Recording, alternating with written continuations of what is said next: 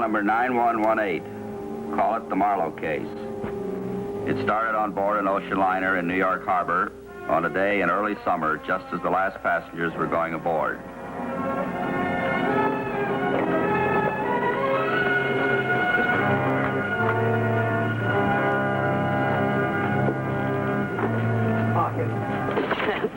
Gentlemen, please, please. There's no news in me. I'm just another man getting on a ship. Was it business or pleasure this trip, Mr. Marlowe? Both, I'd say. I hope to have a look around some of those wonderful art galleries they have in Europe. Would you care to make a statement? Yes? Quote. Pardon me, sir. I wonder if you could direct me to cabin number 204. Oh, let me see. Son? That's Marlowe. When do I meet him? Leave it to me.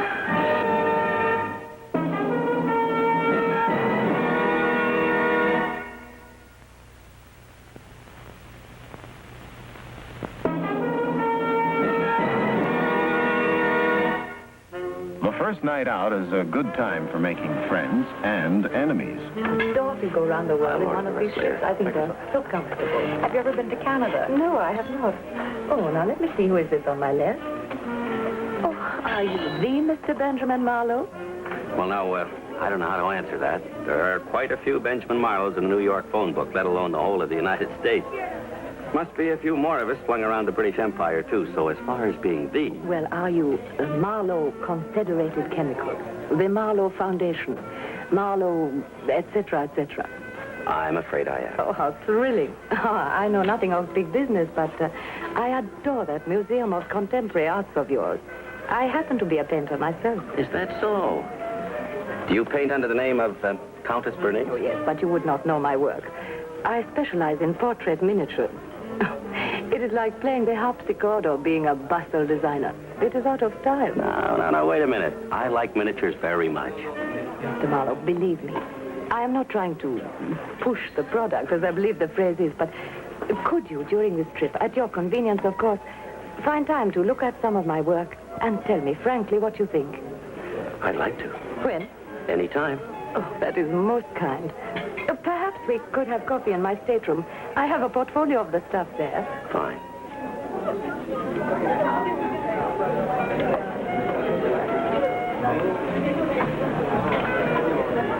Is that your husband? Oh, no, I'm sorry. There is no romance there. I'm a widow, and he is a complete stranger.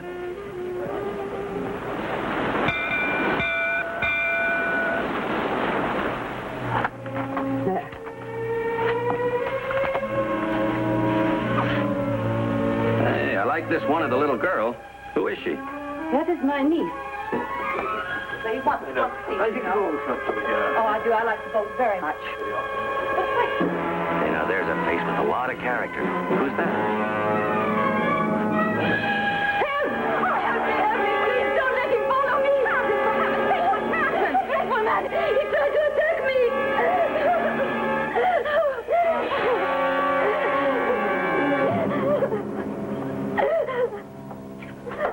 Come in. Good morning, Mr. Marlowe. I'm Harvey Jerome. I apologize for disturbing you, but I'm anxious to have a word with you. Well, go ahead. I think I should tell you that I'm a lawyer. Uh-huh. Oh, would you hand me that coat, please? A lawyer, eh? You know, I'll just bet that you're representing the Countess. I discussed that incident with the captain, and it's finished. Well, as a matter of fact... Oh, would you get me a handkerchief out of that top drawer, please? Much obliged. Mr. Jerome, in my opinion, your client's a rather foolish woman. Oh, I couldn't agree more. And a very hysterical one, too. I was up half the night trying to calm her down and persuade her that the scandal would be bad for both of you. The captain spoke to her, too, but without very much success, I'm afraid. Very considerate of you both to try. Oh, would you get those shoes for me from under that chair, please? And on your way out, would you tell the steward that I'd like to see him? Thank you. Mr. Marlowe, I don't think you quite realize how dangerous an hysterical woman can be. I understand perfectly, Mr. Jerome, what you're trying to tell me, but it doesn't interest me. Well, perhaps we can meet again at a more convenient time. Meanwhile, I'll try and persuade the Countess to take a more sensible view. I'm sure you'll succeed, Mr. Jerome. Good day. Good day. When I reached the New York office that morning, I got a ship-to-shore call from Ben Marlowe. Sure, Ben. Yes, I've got all that. Don't worry, we'll take care of you. Ken Franklin is here now. I'll have him fly over and meet you at Southampton. Yes, sure. Goodbye, Ben. Ken, someone's trying to shake down Ben Marlowe, and it's got all the earmarks of our old friend Harvey Jerome. You'd better drop everything. Yes, Mr. Burns. Keep in touch with me. That guy Jerome's as slippery as an eel, and I'm getting tired of chasing him. This time, I'll give him my undivided attention. Yes, sir. Goodbye, Mr. Burns. I was waiting at the pier when Ben Marlowe reached Southampton. Have you heard from that lawyer, Jerome? Not yet. You will. The whole thing's insane. Even if I wanted to go around making passes at Countesses on ocean liners, which I don't, I'd use a little more finesse. But if this got back to my family or my business associates, I'd face no end of embarrassment. Anyway, I want the whole thing settled quietly. Say, you're also on a government mission, aren't you? Yes, that's another reason. Come in. Oh, I'm sorry. I didn't know you were busy. Well, Mr. Jerome, we were just talking about you. My name is Ken Franklin. I'm Mr. Marlowe's lawyer. That is, I represent some of his interests. I should have introduced you, sorry. How do you do, Mr. Franklin? Always glad to meet a colleague. Thank you. Well, I won't disturb you now. See you both in London, gentlemen. I'll be there. Harvey Jerome. No convictions. 10 years of successful blackmailing. But he's no stranger to the DA. So far, he's as clean as a whistle. Is he an American? Naturalized. Sneaked in during the war. He's completely ruthless. How does he manage to get away with it for such a long time? He's pretty clever, Mr. Marlowe. He knows the law backwards, but he also knows human weakness even better. He must be pretty fast on his feet to duck disbarment or arrest. Well, don't sell him short. We may be in for trouble. Okay, you're the doctor. No, I'm the lawyer, remember? Nah, don't worry. I did practice law once. Say, may I use the phone? Certainly, what for? Well, I'd like to see if the ship's photographer has a picture of the Countess. Oh, don't bother. I've got one.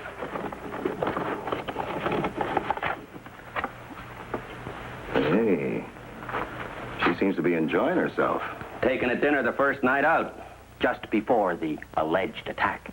The next day, I met Mr. Marlowe at his modest little house in London.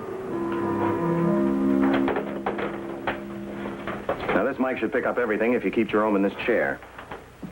Do you mind if I rearrange your family so he can look him right in the eyes?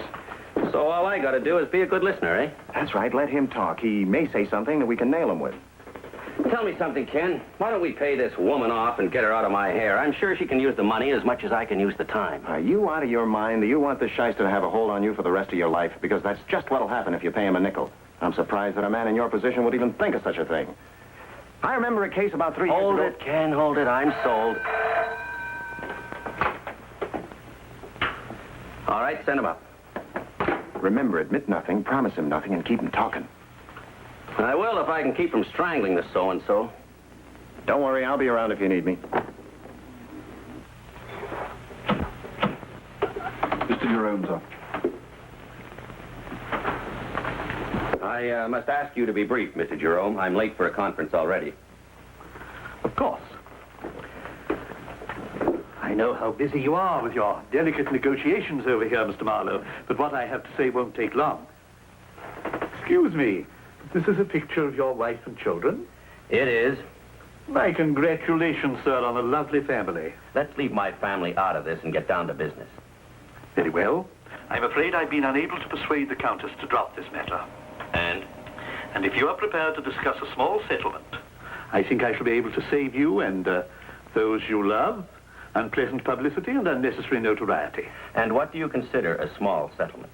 Oh, something in the nature of $10,000? Pounds. Good day, Mr. Jerome. I must say you're a pretty good man with figures. You're not so bad with figures yourself. you sit down, Countess? I have no time.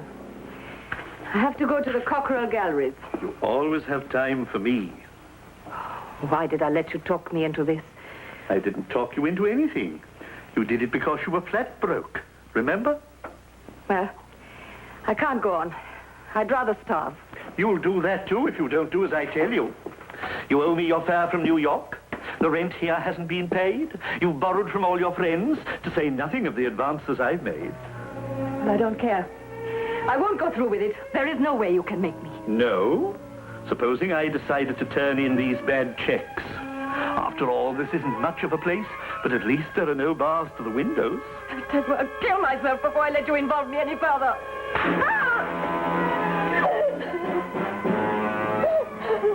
I forgive you because you are hysterical. But pull yourself together. We have work to do. Now, we're going to carry on with the original plan, aren't we, Countess? Right, what can I do? I'm helpless. I assigned Pritchard, one of our London correspondents, to the case.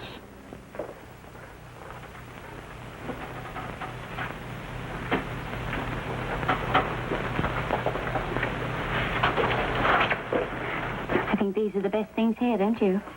I am a little biased. I painted them. Well, then you must be Countess Bernaise. I wish I could paint like that. You are a student? Yes, but I'm getting a little discouraged. Oh, you know how it is. Enormous classes, no individual attention. Would you like to be a portrait painter? More than anything else in the world. Countess, you wouldn't think of taking on a pupil, would you? Well, I'd never thought of teaching. But it is an idea.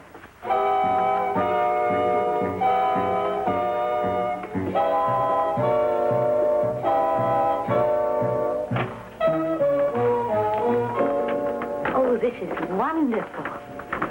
I'm afraid it's a terrible mess. I never seem to get time to tidy the place.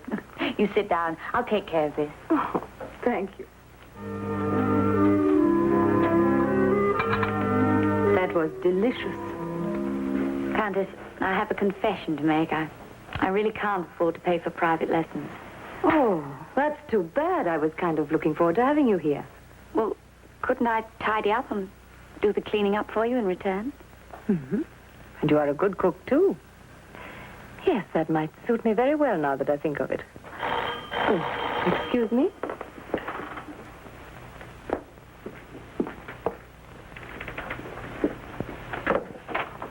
Oh.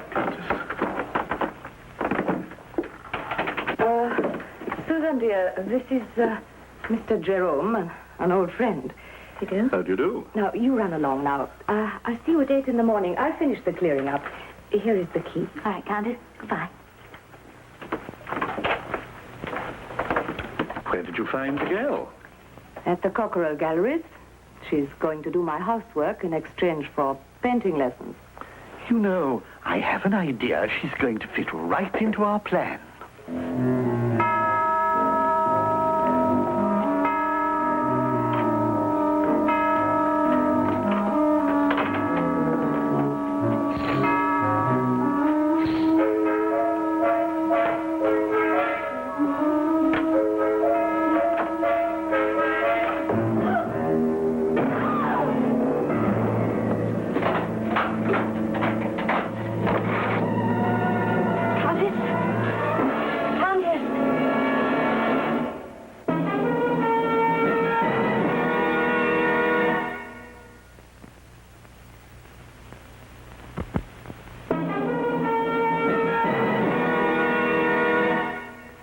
You'd let me send for a doctor.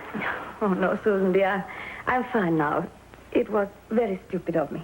I think she's going to be all right now.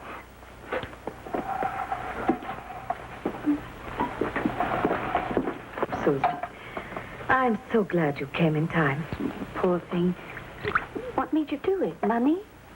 Partly. Well, what else? It is just between us. You can trust me. Well, I am desperately broke. I simply don't know which way to turn. On the ship coming over, I met an American millionaire. So, when he started following me around, I didn't discourage him. I thought I might get a commission out of him to do some miniatures. Yes? Instead, he forced his way into my cabin and tried to take advantage of me. How horrible. Fortunately, I happened to be on board, and the Countess asked me to represent her. Mr. Jerome then went to see the man, but he flatly denied the whole thing. He did? Mr. Jerome thinks this man should be made an example of. And forced to pay very substantial damages. I agree with you. Wish I could help. I'd do anything to make him pay for doing this to you. You're a sweet child, Susan.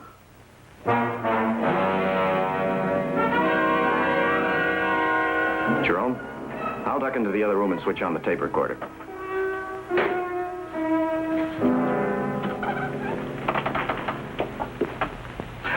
Mr. Marlowe, I've good news for you. I've at last persuaded my client to abandon her case against you. You have, huh? Yes, on one condition. That you call on her and apologize in person. Apologize? For what? Look, Mr. Marlowe, this isn't a business error that you refuse to admit having made. We are dealing with the feelings of a cultured, sensitive woman. And if I may say so, I think she's acting very generously. Well, Mr. Jerome, it's not what I think. I haven't the slightest intention of apologizing to the Countess or anyone else, and what's more, I've had it. If you don't stop pestering me, I'll report you to the police. I don't think so, Mr. Marlowe. For a number of reasons that will doubtless occur to you when you've had time to cool down. Good morning. How are you gentlemen getting along? Not very well, I'm afraid. Oh? I've been doing my best to save your client's good name, and he's threatening me with the police. Well, let me talk things over with Mr. Marlowe. We'll get in touch with you when we reach a decision. Very well. But I warn you, there's a limit to my client's good nature. If you turn down her offer, I won't be held responsible for the consequences. Thanks, Mr. Jerome. You'll hear from us.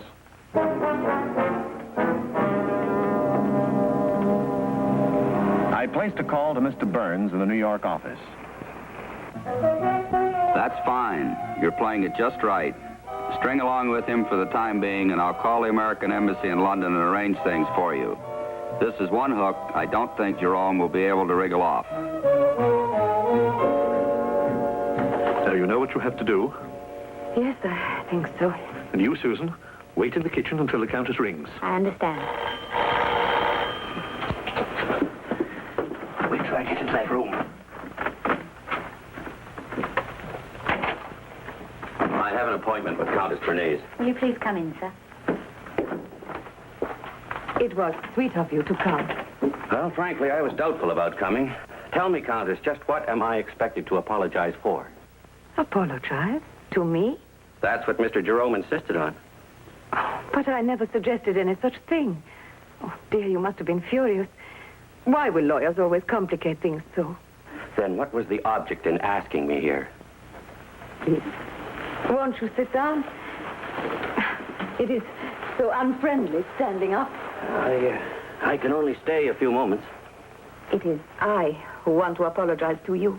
Oh, I realize now what a very stupid woman I've been, but you must believe me, I've never done this sort of thing before.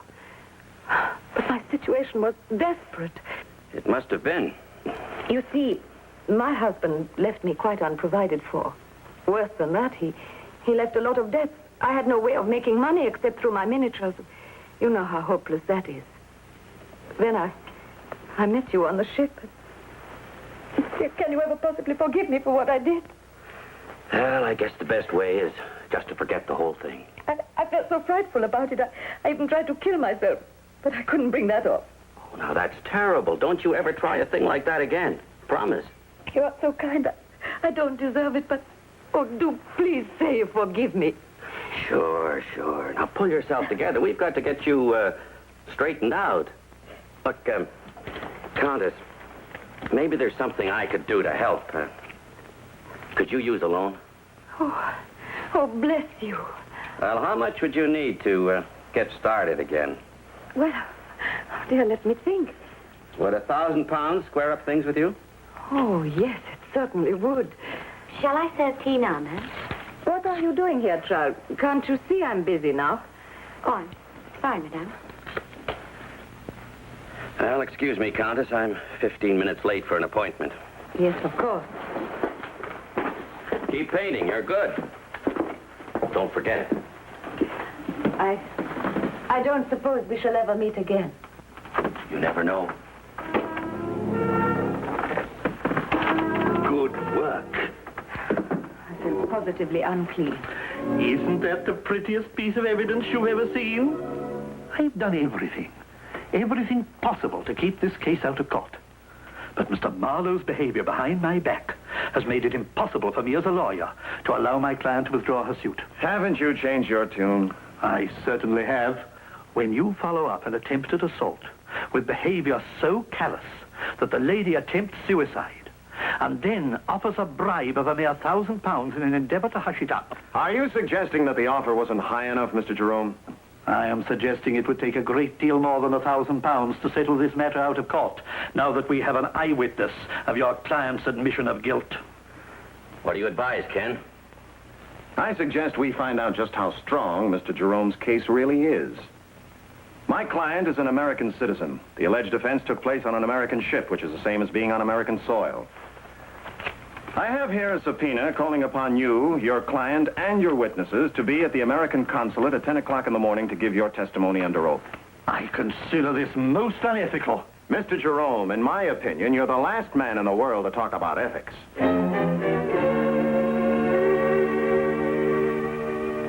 Thank you, Mrs. Van Rijn. So much for the events on the ship.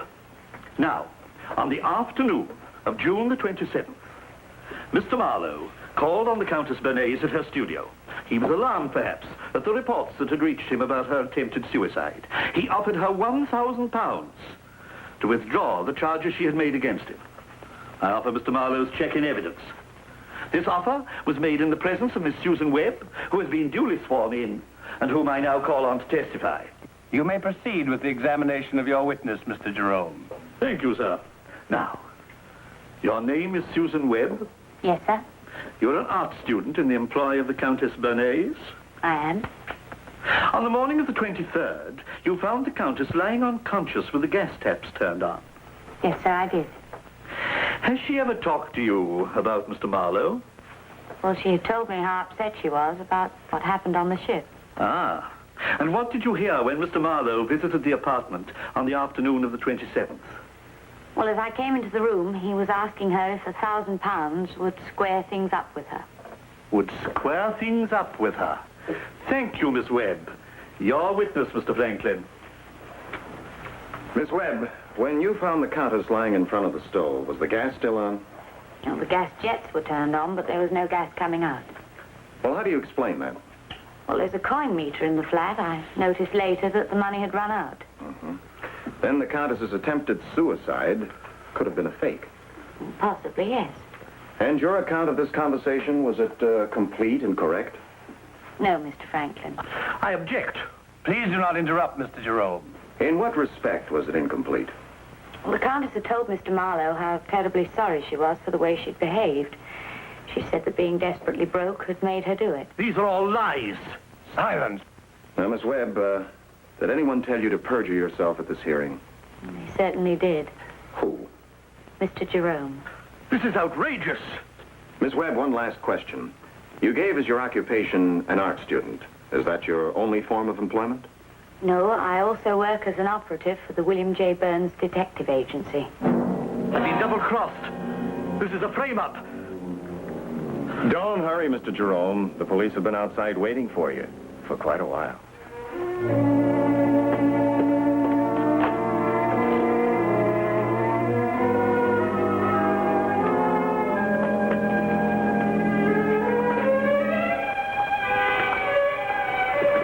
Countess, I'm not going to prosecute. I figure you must have had a pretty tough break to get yourself in this kind of spot. Or you never would have got mixed up with a man like Jerome.